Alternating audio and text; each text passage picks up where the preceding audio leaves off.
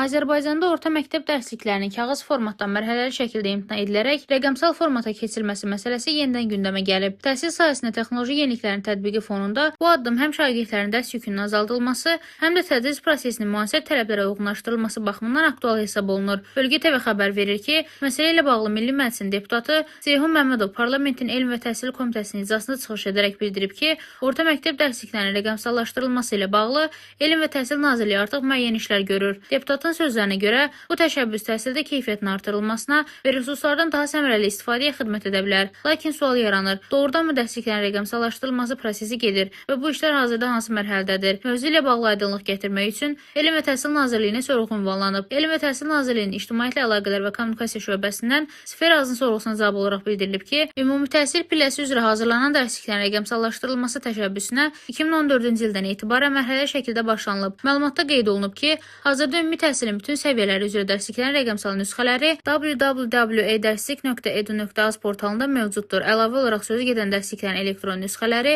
www.trims.edu.az saytında da yer alır.